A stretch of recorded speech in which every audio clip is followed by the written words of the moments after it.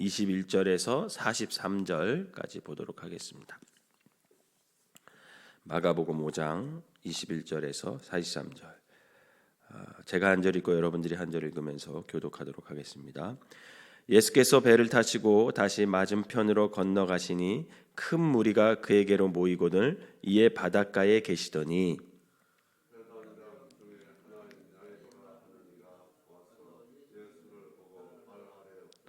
간곡히 구하여 이르되 내 어린 딸이 죽게 되었사오니 오셔서 그 위에 손을 얹으사 그로 구원을 받아 살게 하소서 하거늘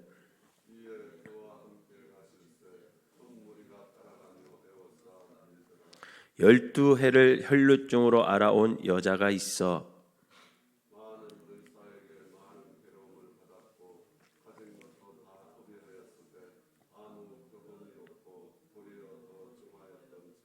예수의 소문을 듣고 무리 가운데 끼어 뒤로 와서 그의 옷에 손을 대니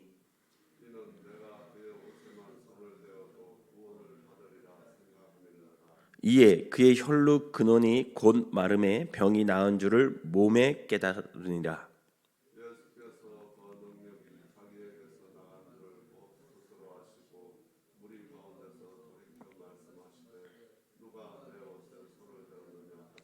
제자들이 여짜오되 무리가 애워싸 미는 것을 보시며 누가 내게 손을 대었느냐 물으시나이까 하되 여자가 자기에게 이루어진 일을 알고 두려워하여 떨며 와서 그 앞에 엎드려 모든 사실을 여쭈니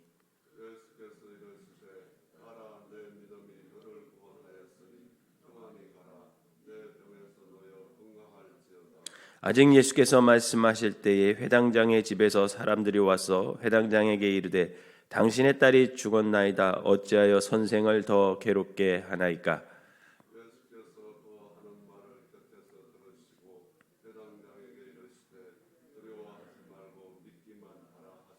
베드로와 야고보와 야고보의 형제 요한 외에 아무도 따라옴을 허락하지 아니하시고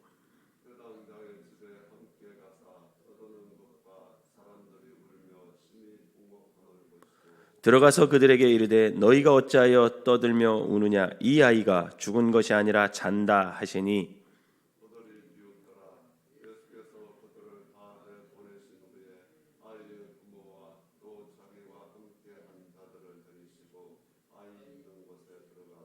그 아이의 손을 잡고 이르시되 달리다굼 하시니 번역하면 내가 네게 말하노니 소녀야 일어나라 하심이라.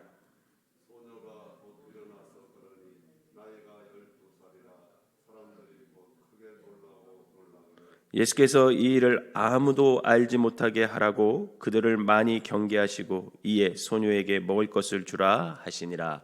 아멘. 거룩한 주일 새벽에 주님 전에 나온 여러분들에게 하나님의 은혜가 함께 하시기를 주님의 이름으로 축원합니다. 오늘 본문에서 예수님은 이제 5장 초반에 거라사 지방에서 귀신 들린 자를 고치셔요. 그리고 그 귀신 들린 자를 고치시고 다시 배를 타고 맞은편 원래 계시던 곳으로 돌아오십니다. 그랬더니 또 예수님을 만나러 사람들이 모여들기 시작해요. 그래서 예수님은 그 바닷가에서 떠나지 못하시고 이제 거기 계시는 도중에 일어난 사건이죠. 그런데 오늘 21절에서 43절은 한 가지 이야기만 있는 것이 아닙니다. 두 가지 이야기가 있죠. 그죠? 첫 번째 이야기는 회당장 야이로라는 사람의 딸이 죽어가는, 그리고 결국은 죽은 그런 사건이 있었어요. 두 번째 이야기는 12해 동안 혈루증을 알아온 여인의 이야기가 있습니다. 그런데 이 두 이야기를 소개할 때 그 이야기를 구성해 놓은 게 굉장히 재미있어요. 액자 구성을 사용합니다. 첫 번째 이야기 안에 두 번째 이야기를 끼워 넣어요. 이야기의 시작은 회당장 야이로의 딸이 죽게 된 사건부터 시작합니다. 그런데 예수님께서 그 회당장 야이로의 딸을 고치러 가는 도중에 25절에서 34절에 보면 12의 혈루증을 앓던 여인의 사건이 등장하고 다시 35절에서 43절은 회당장 야이로의 딸을 죽음에서 살리시는 그런 이야기가 기록되어 있어요. 이렇게 마가는 이 액자 구성을 통해서 두 사건을 소개하면서 동일한 한 가지 주제를 이 성경을 읽는 독자들에게 말하고 싶었던 게 있는 거예요. 그냥 막 이렇게 구성한 게 아니라 좀 더 이렇게 구성을 해서 이야기를 구성해서 강조하고 싶은 그런 어떤 중요한 포인트가 있다라는 거죠. 또 한 가지 오늘 우리가 읽은 본문에서 우리가 놓치지 말아야 할 중요한 키포인트가 있습니다. 바로 등장인물을 주목할 필요가 있어요. 한 사람은 누구냐? 회당장 야이로라는 사람이에요. 다른 한 사람은 12해를 혈루증을 앓아온 여인입니다. 우리가 이 두 인물을 좀 주목할 필요가 있어요. 그동안 우리가 5장까지 읽으면서 예수님께서 많은 놀라운 일들을 행하셨습니다. 귀신을 내쫓으셨죠. 병든 자를 고쳤죠. 바다의 풍랑도 잔잔하게 하시고 하늘나라에 대해서도 제자들과 사람들에게 하늘나라는 이런 거야 라면서 비밀 이야기를 해주셨습니다. 많은 일들을 하셨죠. 그러면서 이 치유와 신적 능력을 예수님께서 행하셨습니다. 그럼 예수님께서 그런 일들을 행하신 이유가 뭘까?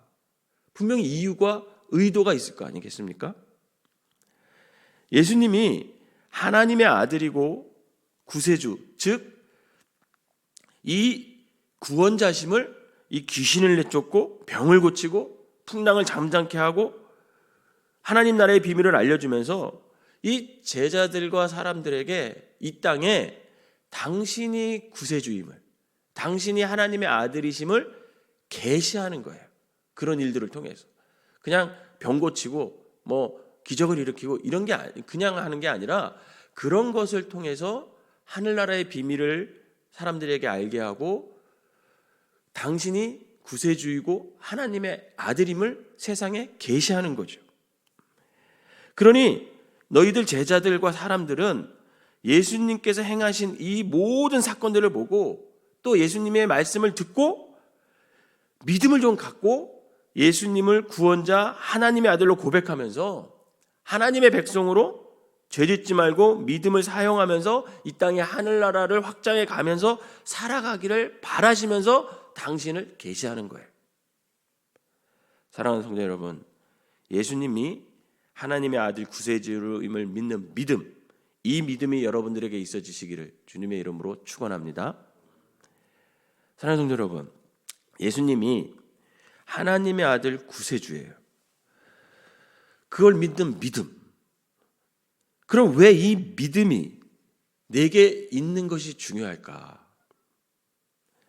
예수님을 하나님의 아들과 구세주로 믿는 믿음이 있는 사람과 없는 사람의 삶의 태도가 완전히 다릅니다. 특히 어떤 고난, 인생의 풍랑을 만났을 때, 병들었을 때, 우리가 죽음 앞에 놓였을 때 그 고난, 병, 죽음을 맞이하는 태도가 달라지는 거예요.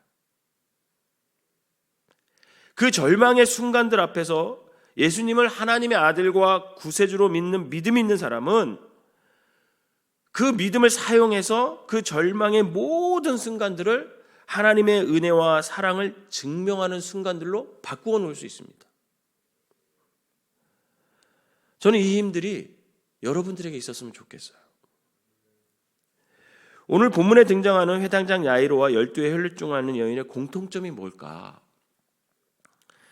자신들 스스로가 절망의 순간에 예수님을 직접 찾아왔다라는 거예요.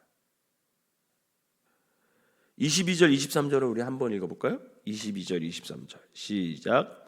회당장 중에 하나인 야이로라 하는 이가 와서 예수를 보고 발 아래 엎드려 간곡히 구하여 이르되 내 어린 딸이 죽게 되었사오니 오셔서 그 위에 손을 얹으사 그로 구원을 받아 살게 하소서 하거늘. 아멘. 여러분, 회당장은 굉장히 높은 사람이에요. 회당장은 그 마을의 회당을 관리하는 사람이에요.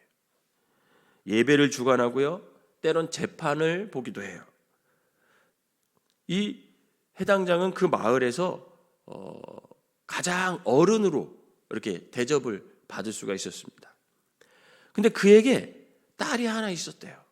딸이 하나 있었는데 그 딸이 이유는 모르겠지만 죽게 된 거예요. 죽게 된 거예요. 여러분, 아무리 높은 사람도 딸이 죽게 되었을 때 그가 할 수 있는 것이 아무도 없었어요. 회당장 야이로만 그렇겠습니까? 아닙니다. 누구나 아무것도 할 수 없는 그 위기의 순간, 그 절망의 순간을 경험할 수가 있어요. 저도 첫째를 태어났는데 하루 만에 아이에게 큰 병이 있어서 신생아 응급실에 들어가게 됐어요. 엄마 품에 안기자마자 다시 떼어져서 들어갔어요.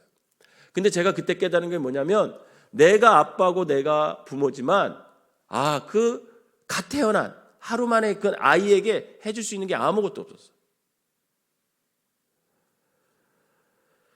그런데 그 순간 회당장 야이로는 예수님을 찾아가서 예수님 발 아래 엎드리고 간곡히 자신의 어린 딸을 구원받게 해달라 이렇게 청하는 거예요. 이러한 회당장 야이로의 간절한 모습이 12의 혈루증을 앓는 여인에게도 있습니다. 여러분, 혈루증이 뭐예요? 여성들이 걸리는 병이에요. 유출병이라고도 합니다. 하혈이 멈추지 않는 거예요. 그런데 그 하혈이 멈추지 않는 게 12년 동안 이 여인에게 있었대요. 얼마나 힘들었겠습니까? 더욱이 이 병은요, 모세의 율법에 의하면 하혈을 시작하면 7일 동안 부정한 것으로 여겨졌습니다. 그러면 생각해 보세요. 이 여인은 12년 동안 매일 하혈을 해서 12년 동안 부정한 사람으로 사는 거예요. 여러분, 부정한 사람은요, 많은 사람들이 모인 곳에 가질 못했어요. 부정한 사람이 만진 모든 것들은요, 다 부정한 것이 되기 때문에 늘 가족과 공동체와 분리 단절되어 홀로 외로이 살 수밖에 없는 거죠. 성경은 이 여인이 12년 동안 정말 힘들었던 삶을 살았음을 보여줍니다. 26절 같이 한번 읽어볼까요? 26절에 시작. 많은 의사에게 많은 괴로움을 받았고 가진 것도 다 허비였을 때 아무 효용이 없고 도리어 더 중하여 졌던 차에 이 여인이 이 병을 고치려고 수많은 노력을 했어요. 가지고 있던 재산도 다 써버렸어요. 즉 노력했는데 치유가 안 되고 더 심해졌습니다. 이렇게 인생을 살다 보면 노력해도 내가 애써도 투자해도 안 될 때가 있어요. 그럴 때 정말 절망스러운 거죠. 그런데 이 여인은 그 절망의 순간에 예수님의 소문을 들었어요. 예수님의 소문을 듣고 많은 사람이 있는 곳에 거기에 가면 안 돼요. 가면 안 되는 것을 알지만 예수님이라면 자신의 이 병을 고쳐줄 수 있을 거야. 그런 믿음이 있어서 목숨 걸고 예수님을 만나러 그 수많은 무리들을 헤치고 나옵니다. 그리고 어떻게 합니까? 27절, 28절 한번 읽어봅시다. 27절, 28절 시작. 예수의 소문을 듣고 무리 가운데 끼어 뒤로 와서 그의 옷에 손을 대니 이는 내가 그의 옷에만 손을 대어도 구원을 받으리라 생각하밀러라. 아멘. 자, 보세요. 회당장 야이로와 12의 혈루증을 앓던 여인의 공통점이 뭡니까?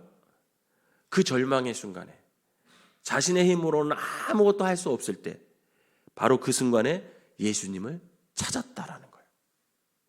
사랑하는 성도 여러분, 인생을 살다 보면 내 힘으로 어떻게 할 수 없는 순간을 만날 때가 있습니다. 노력해도 안 되는 순간들이 있어요. 그럴 때 우리 믿는 사람들은 예수님을 찾아와야 합니다. 왜냐하면 예수님이 찾는 것, 그것 자체가 믿음이기 때문에 그래요. 예수님께서 당신을 찾은 여인에게 무엇을 말합니까? 34절 같이 읽어볼까요? 여러분 34절 시작. 예수께서 이르시되 딸아 내 믿음이 너를 구원하였으니 평안히 가라 내 병에서 놓여 건강할지어다. 내 믿음이 너를 구원하였다. 즉 여인이 예수님을 향한 마음, 그 믿음이 12년 동안 그녀를 괴롭혔던 혈류증에서 해방시켜줬다. 29절에 보면 여인이 예수님의 옷자락에 손을 대는 순간 혈루의 근원이 곧 말랐다는 것을 그 여인이 몸으로 고침을 받았다는 것을 즉시 깨달아요. 여러분, 예수님의 옷자락을 만진 사람이 여인뿐이었겠어요? 아닙니다. 많은 사람들이 예수님의 옷을 만졌고 심지어 몸도 만졌어요. 여러분 24절에 보면 이런 표현이 있어요. 큰 무리가 에워싸였대요. 예수님이. 그 막 밀렸대. 31절에 제자들이 대답을 보잖아요. 그러면 사람들 누가 내 몸을 만졌느냐? 예수님이 물어보죠.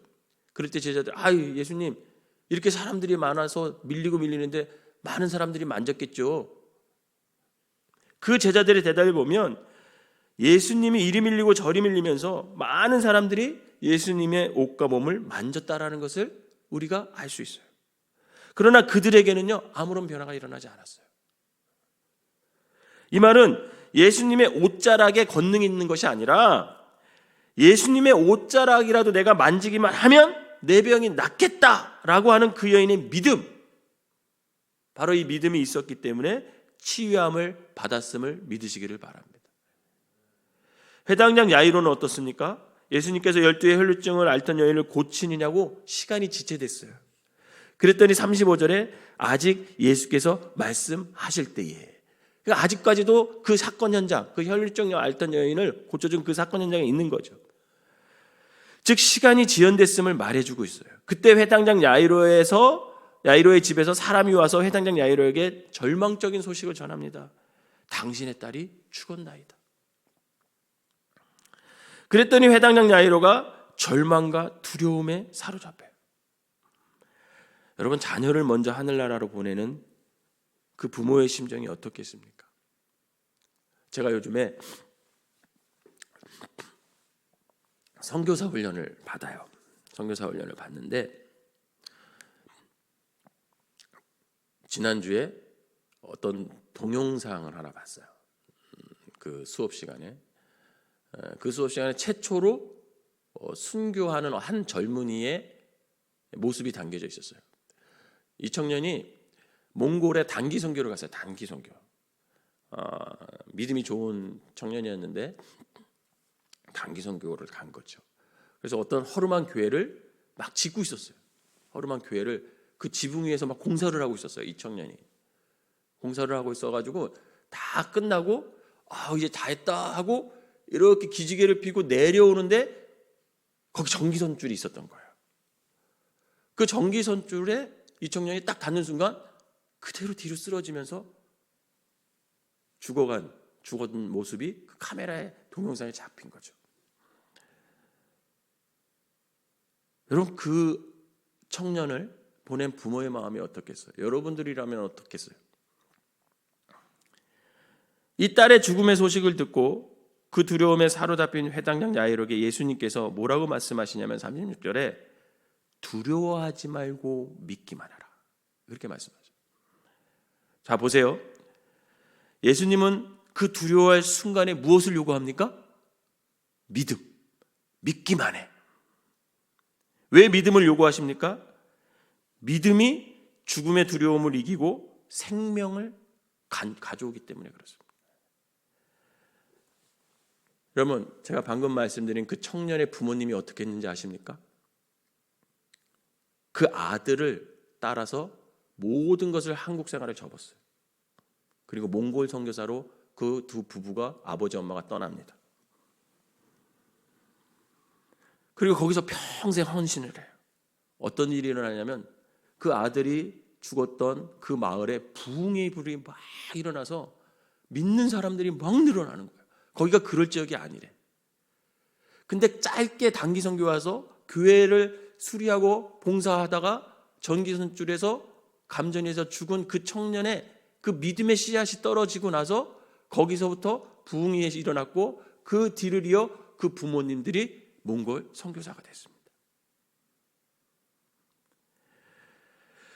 회당장 야이로가 딸이 죽고 두려움 속에서 주님의 말씀을 듣고 믿음을 가졌을 때 그 딸이 살아나 생명을 얻을 수가 있었어요.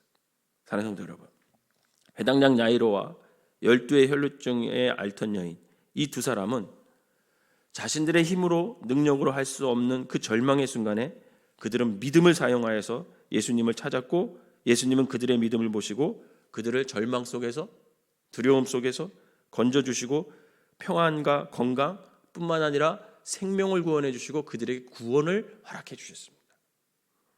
우리가 분명히 기억해야 할 것은, 우리가 인생을 살다가 맞는 모든 절망과 두려운 시간들은 우리의 믿음을 확인하는 시간입니다.